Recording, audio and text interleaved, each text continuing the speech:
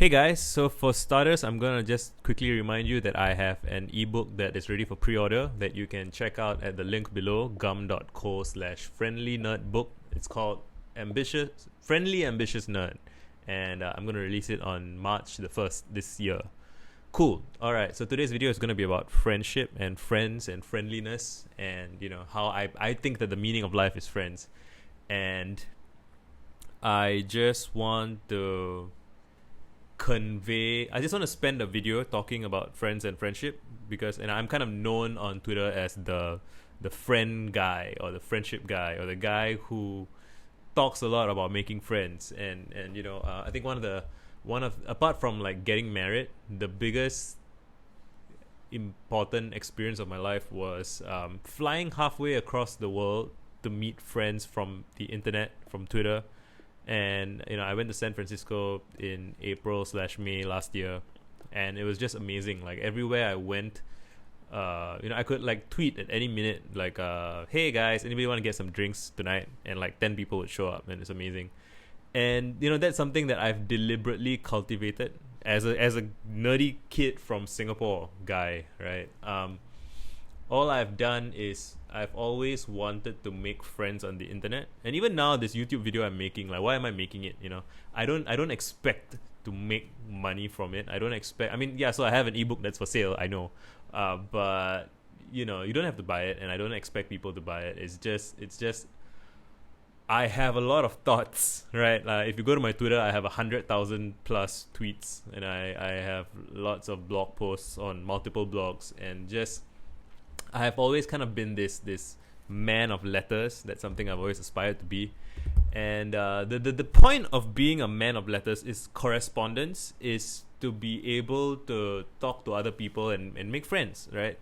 And I would say that for me, my concept of friendship is very correspondence based. Like when I was a child, I used to go to the library a lot. I was one of those borrow my brother's and my mom's library cards and max them all out and borrow eight 8 to 16 books at a time and just read everything. And I've always felt that like authors were my friends, books were my friends. Like they kept me company, they shared their thoughts and ideas with me. It's very intimate to read a book, I feel. And I feel very often that when people try to persuade kids to read, they seldom approach it in the right way. They're kind of like, oh, you don't read, you should read. Like smart people read. Like you don't be ignorant. Like that's so depressing, even, right? Like as a way of getting interested in reading. What appealed to me about reading was that it was a way for me to get into other people's minds, the minds of people who cared about me. Like like if you're an author writing a book, you're writing it because you care about the reader in some way, right? And I feel like reading was my way of connecting with the world. As some kid from some small country in Southeast Asia, I read about galaxies and ancient civilizations, Rome and Greece and Egypt and Mesopotamia, right? And Indus Valley. It's just history and space and time and about the cells in your bodies, and just everything is an adventure. Everything is something you can learn. And that should actually have gone in my nerd video rather than my friend's video. But you see, all my ideas are connected, which is why the book is called Friendly Ambitious Nerd. Because to me, all friendliness, ambition, nerdiness, they're all like part of the same, they all build on each other. And so, okay, I was reading a lot of books as a kid. That was how I made friends with the literary world in my head. And I was pretty decent at socializing. So I'm a minority in the country that I'm from. I'm taller, I'm darker skinned, I look different. I have a weird name. My name is Visagan. My friends call me Visa.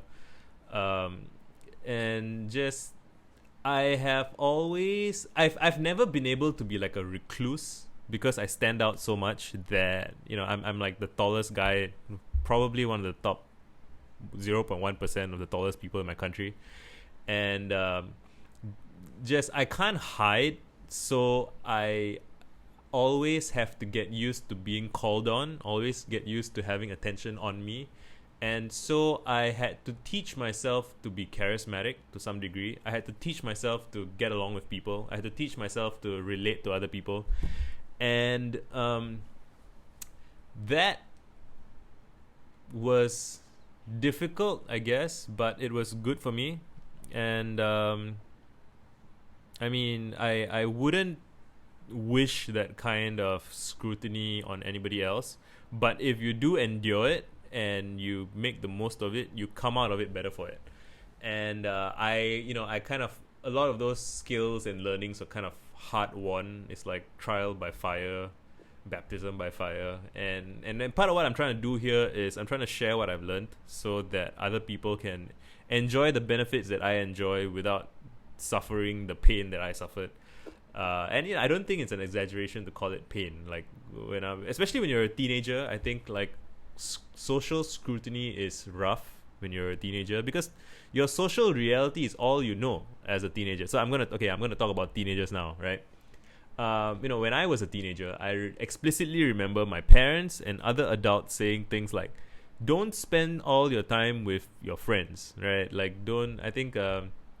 And there's probably different words for this in different languages about, just kind of young people who waste their time lounging around, like wandering the mall or wandering the streets, hanging out with their friends. There's this sense from adults that kids who do that are wasting their time. I think I'm an adult now. I'm 29 going on 30, and I don't think that's a waste of time intrinsically. So it can be a waste of time if you're hanging out with the wrong people. But, it's fundamentally necessary that people learn how to socialize. And, so when you're a child, you're dependent on your parents and your immediate family for sustenance, right? I saw this beautiful comic recently that said every animal learns its most important skills immediately.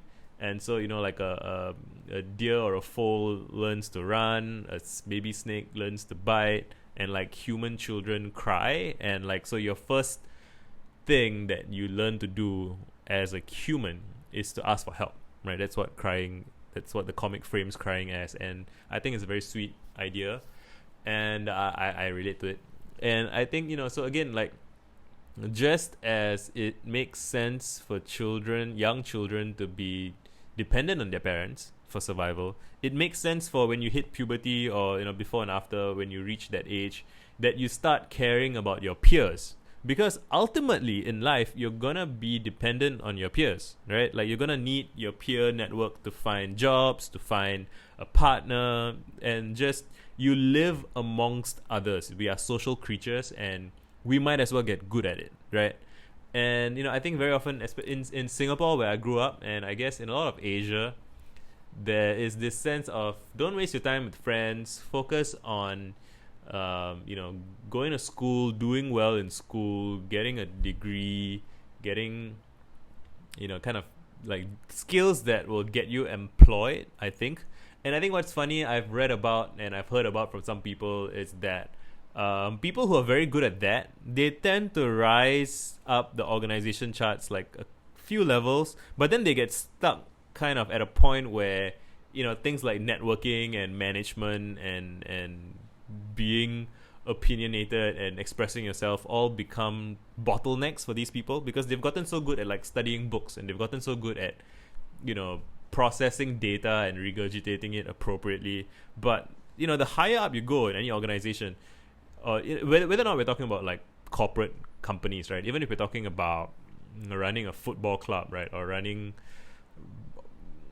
a Wikipedia editing community, whatever it is, if you want to get anything done, the bigger the effort, the more people you need. And if you want to work with people, you need to get good at people. There's no way of cheating that. There's no way of going around that. So developing people skills is very important for people who live in a world with other people. And I feel like that's not discussed enough. And when it's discussed, it's often discussed sometimes in a very instrumental way, like like pickup artists or like sleazy networkers, salespeople, whatever. Like, there's this sense of anybody who talks about peopling, about making friends, is probably coming at it from a sort of manipulative, selfish, short-sighted, short-termist perspective. And I'm like the opposite of that, in my opinion. I have a very, very long view. I think about these things at scales that are almost it's almost weird. It's almost like I dampen down my natural inclinations to be less weird around people. So like I think about who I want at like my 80th birthday party, right? Like who do I want hanging out at my 80th birthday party? And how do I find those people, and how do I make friends with them, right? And how do I build relationships with those people? You know, and I sometimes say things to myself, I guess, like I relate to the men and women, mostly men, sadly, the men of letters from, you know, like those people who wrote to each other, right? Like Ben Franklin and his friends and whatever. Like, I feel like their correspondences are almost not just for each other, but for posterity, for the ages. And I want to play and participate in that space. And so that's kind of, you know, when I say that libraries radicalized me, books radicalized me, that's part of how it works. Because I am not satisfied winning arguments on Twitter. Like, I could do it. I could be really good at it. But I'm not interested in winning arguments. I'm interested in making friends. Because when you win an argument, you score points, whatever, like you feel good about yourself, you make someone else feel bad about themselves, you might earn the respect of other people who buy into that kind of argumentative, I win, you lose rhetoric / mindset. But you don't get very far with that. Like if you want to go far with something, I think the real value is in building deep, lasting, long relationships with people that you can collaborate with over long periods of time. And, you know, juxtapose all of this against the fact that, one, we are living in the most connected time of human history, right? Like, you can reach out directly to more people than you've ever been able to. And at the same time, like, we seem to be reaching, like, epidemic levels of loneliness. Like, people are depressed, have nobody to hang out with, you know. So I'm married. I'm married at a young age, so I never went through, like, the online dating phase, which I think I lucked out on.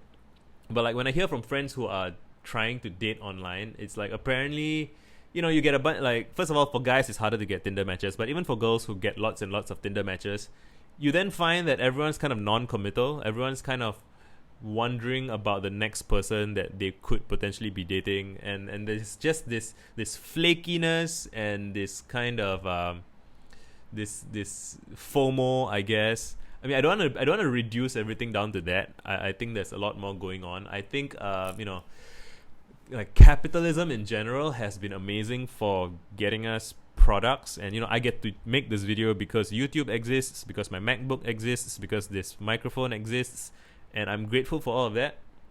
At the same time, people seem to be isolated more. People seem to have been trained to think of themselves in atomized ways. One of my tweets I have that I refer a lot to is that this idea that, you know, school kind of is made in the image of the industrial age. I think that's one of Ken Robinson's ideas, that school is made to serve the industrial age and is made in the image of it. So, you know, we ship in kids through their date of production, right? And we have classrooms that are like assembly lines, and we put everyone on a individualized, atomized, standardized test, right? So everybody is your value, your economic value is determined by, you know, a proxy of your economic value is determined by your performance on the standardized test, which is really for the convenience of the testers, the assessment boards, and so on. It's not actually a good measure of human potential. And people are conditioned from a young age to think of themselves in that kind of standardized, competitive way. Like, I'm competing with everybody else. I'm one digit in this economic machine, and I'm competing with every other digit in the economic machine. And, you know, if they are scoring better, I'm relatively worse, and so on. It's just miserable. And the kind of antidote to that, I feel, is to build relationships with people in a collaborative way, to play with people. Like, children do this in playgrounds, you can observe it. Like, you just, invite people to play with you, come up with collaborative things that everyone can win at together. I'm not saying to do away with competition, and competition will never be done away with, so I'm not worried about that. And I'm amused that anybody who says we should have more collaborative, playful games thinks that is ever gonna make the slightest dent in competition, right? Like, sports is a freaking multi-billion-dollar industry, and it's never going away. Like, competitiveness is like the core feature of civilization in a way, right? Like, people being how do you describe, made to compete against each other, even, or incentivized to compete against each other. And the rewards for winning at competitive games are so high, you're never gonna run out of people who want to win competitive games, right? Like, it's just, I don't even know why I'm talking about this. The point I'm trying to make is that and even in competitive sports, for example, like, there's collaboration that's necessary within a team to compete with another team, and that's just human, like, a fractal nature of competition and cooperation, collaboration, yin yang, right? And I am trying to make the case here that people should spend more time thinking about how they can find other people to collaborate with, find people to have fun with, find people to talk with, play with, build long-term relationships with.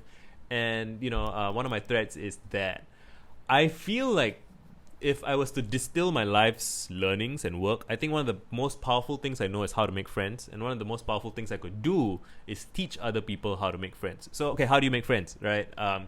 I feel that the core currency of friendship is attention, which is to say that, like, sometimes people do things like they kind of naively ask someone else, like, hey, will you be my friend? And that's a very difficult question to say yes to, because what do you mean by friend? What do I mean by friend? Do we have different ideas of what friendship is? If I say yes, what happens next? Am I now supposed to text you every day? Like, what are the parameters of our friendship/relationship? Are you putting the burden on me to decide for both of us what our friendship is going to look like? Usually people don't think that far ahead. They just think that I don't have friends and I would like to have some friends, so I should ask people to be my friend. It's not entirely a bad idea altogether, but let me help you kind of make that a bit more precise and useful. Rather than ask people to be your friend, what you want to do is you want to make little bids. This is the idea, I think, from Gottman Institute, about in relationships. Like, every utterance, everything you say is a bid for attention, is a bid to say, hey, what do you guys think about this? Every tweet is a bid, right? Like, it's saying, let's play this game. And you may not entirely know what game you're playing when you're tweeting or you're saying anything. But so the whole point of collaboration and having fun is, I say something, and then you get to reply in the comments of this video yourself. And that is a way that you could potentially make friends with me or make friends with someone else in the comments, by making a bid, making an utterance that builds on what is said. And I've said you can disagree in a productive way, or you can agree in a stupid way. And a lot of what stresses me out about celebrities and the culture around them is that there's a lot of stupid agreement and stupid disagreement. It's just blind, almost dehumanizing. So either you pedestalize your heroes and put them up as like, oh, I'm gonna worship you, you're amazing, you're perfect, you're wow, slay queen, or you demonize them and be like, oh, you're the worst whatever thing in the world and you're a horrible person, blah blah blah. Both of those things dehumanize the other person. And the challenge, really, I think, when you want to relate to people from one face to another face, is to engage with what they're saying and to pay attention and to identify specific things that other person has said that you can respond to. And then you try to my recommendation is that you try to respond in a constructive and supportive way. When you do that, I'm not saying that that's going to make them your friend instantly, but now they have like this positive interaction with you, and they will try to reply back, so like I can say that, and especially right now that I don't really have a lot of reply guys in my comments in YouTube yet. If you want to be my friend, you can just reply to my YouTube videos repeatedly and I will recognize you in the replies for now, and we will have a back and forth.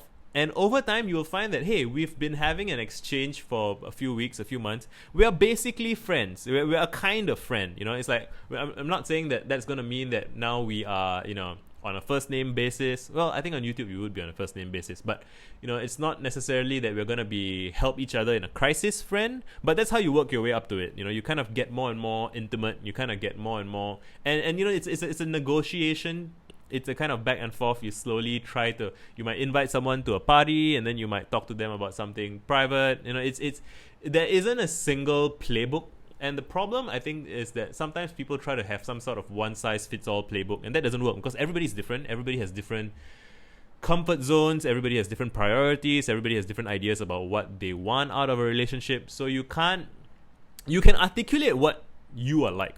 You can have like a blog post, and this is why I think blogging is great, because you can have like your personal definition of what you think relationships should be like, and then you can invite people who feel that same way as you to join you and interface with you, and then become friends. And a lot of conflict, if you scroll through Twitter, right, you'll find that a lot of conflict between people or between groups of people comes from the fact that different people have different ideas about what social norms should be.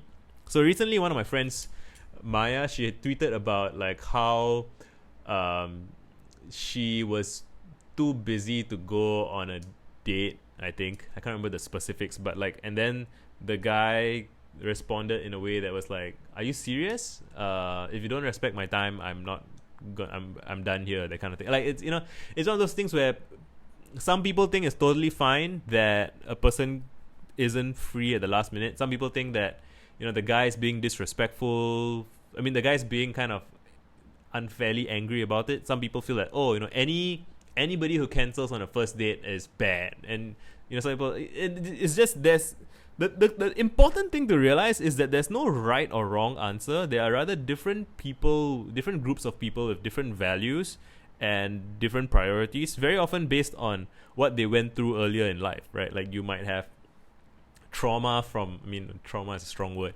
You might just have frustration from past experience with people flaking on you.